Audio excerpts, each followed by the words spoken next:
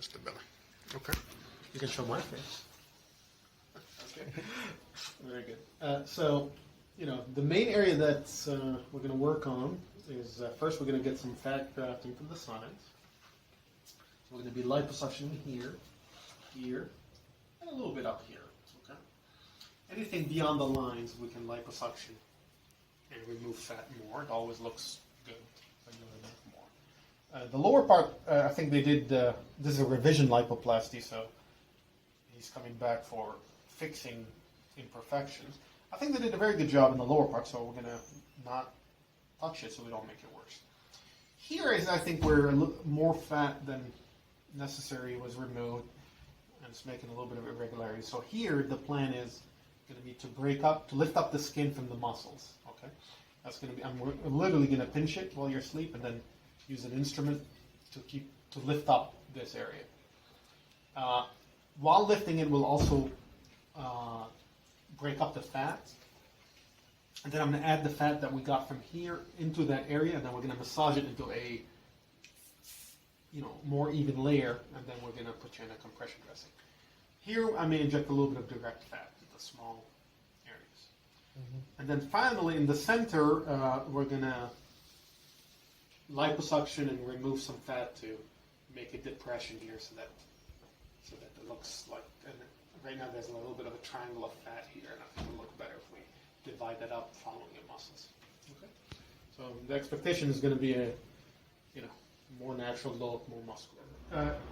The patient is now under anesthesia, and I'm going to start just like this is a revision lipoplasty of the abdomen where it's going to be stuck, which it's not going as easily. This is why I recommended anesthesia. He saw another doctor that said he could do it away. This would be very painful because there's a lot of scar tissue, and I'm having to push hard. This would be very painful to try to do it away. I'm getting stuck everywhere. That's because in the initial lipo, there's so much fat taken out that the skin is sticking directly to the muscle, and that creates a lot of scarring tissue and a lot of adhesion. So we're just slowly breaking it up and infiltrating some numbing, mainly to help with the swelling. He's already under anesthesia, so he doesn't really need the numbing portion, but he still needs the anti-swelling portion. Again, we're going slowly, so make sure we don't puncture anything below the muscles, and make sure we get past all those scar tissues. Thank you. The marks correspond to what's going on the outside. This is an area that I had marked as over-resected. This is an area where the cannula is encountering a lot of scar tissue. Okay, and our job in this phase is to really break up that scar tissue. We want to raise up all his skin off the muscles to be able to put the fat underneath of it. So first we're going to demonstrate the concept of breaking up the fat that's localized in there to lift up the skin and to get the fat to spread. So the way to do that is to choose aggressive suction instruments. The first one I'm going to use is cheese grater type. So these are sharp edges. That's one of the most aggressive instruments. Pretty much only use it during revisions. And the other type is the flared one, which can also help. Okay. Now we're not going to actually suction fat. This area needs fat. So if you notice, this is where the suction would usually be hooked up. It's not going to be hooked up. But we are going to use the instruments, the same instruments, and go in here and basically cheese grate any fat that's there. And why are we doing that? It's for autografting. Both we're lifting up the fat, but we're also borrowing fat from the raised areas and sharing them with the superficial areas. And I'm going to show you what I mean when I take out the instrument. There'll be a little bit of graded fat in there, you'll understand. So even though if it's not in suction, the manual force is still able to break up the fat cells, and right now this area is now filled with little fat coming out, and just by coming out you can see the little fat cells. Here's a droplet of fat, okay? 1 droplet, 2 droplets, 3 droplets. Now this, if we were doing suction, this fat would be getting suctioned out. Instead, it's all little droplets that are staying in his body, other than the few that come out the hole through which I'm working, okay? So we're going to do that for a while, And this is a very important part of this case, is just to morselize the fat. And then we're going to massage it into more even layers, so all those fat cells will be shared. Okay. So now we've liposuctioned the sides to create a difference between the central rectus area and the lateral obliques. That's going to make a nice visual adjustment. The only part I'm going to suction in the middle part is going to be the central area. I think he has a triangle of fat here, and it'll be helpful just to create a line to follow the architecture of his muscles. Now on the sides here, it's actually nice to be more aggressive with the lipo, and this is the area we're going to borrow some fat from. So here I have my power-assisted liposuction, which is good for revision cases, and we're actually hooked up to suction this time. Okay, so we're going to actually remove fat from the side. This is too far to travel, so we're going to remove it and process it and then collect it. And the idea here is that this area, which represents the rectus muscles, should be more prominent than this area, which represents the obliques. That's more attractive. So we're not only going to add fat here, but we're going to remove a little bit more fat here to help him achieve that goal. So now we're done with the liposuction of the sides, and you can see that the amount of fat we received is not inconsequential. Okay, this fat has been processed. And we're going to use it, so nothing goes to waste in revision cases. We're going to use the fat that we removed from here to augment this area. Okay? We're going to use it in two ways. Number one, we're going to spread it generally and massage it in.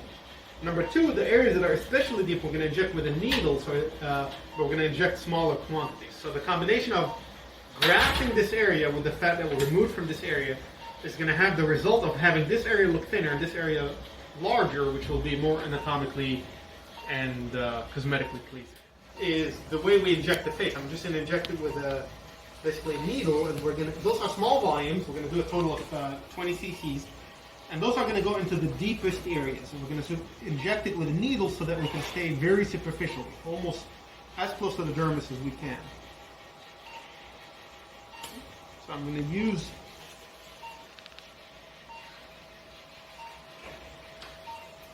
that little bit of fat to fill up the deepest creases at the most superficial level. And I've marked those in the beginning in the holding area, because now it would be too confusing to try to see and mark it. Grafted the areas that were especially deep with a small syringe and a needle. We're going to spread the rest of the fat with a Coleman type cannula. So this fat is going to just be placed in columns.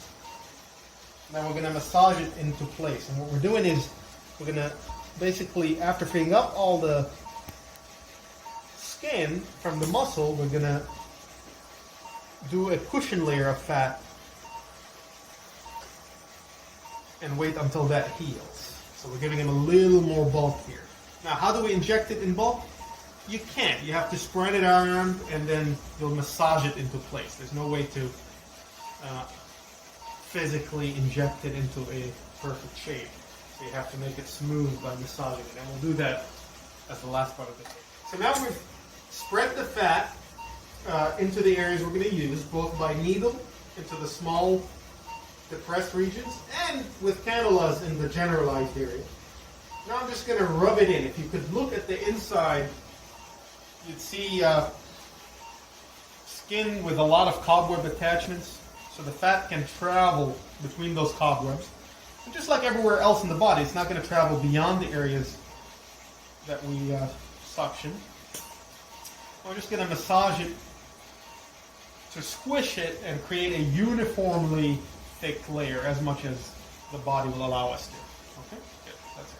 In conclusion, we've thickened out the area underneath the rectus, with the exception of the middle, where we thinned that out a little bit more, so that looks like he's got a projection here. And we also thinned out, to get the fat, the areas beyond the rectus. So the goal is to make this thinner, then come into a bulge, then to make this thinner, then come into a bulge, then to make this thinner. I think we've accomplished a nice result. Revisions are hard. Patients always come to me and say, "Oh, a little too much was taken out. Can't you just put it back in?" And the answer is no. It's a lot easier to remove fat than to put it back in. These are very challenging cases. The results are very dependent on patient healing and things outside my direct control. So the safest liposuction is to go to an experienced surgeon for the first surgery. And I always tell patients that I'd rather do a revision where I have to remove a little bit more than a revision like this one where I didn't do the first case where too much was removed. Because it's easier to remove a little bit more if you need it than to try to put. Graftings are also an important part of the procedure. So we're going to create a little bit of thickness in the middle where we want that crease we created in here. Okay, we don't want it to fill up with fat, and what we're going to do is do a little bit of strips in the areas that we want to create lines, and then put the compression over it. And then he's going to wear the compression for 5 straight days, not a second off of compression, and that's going to help set what we've created into while it hardens, let's say.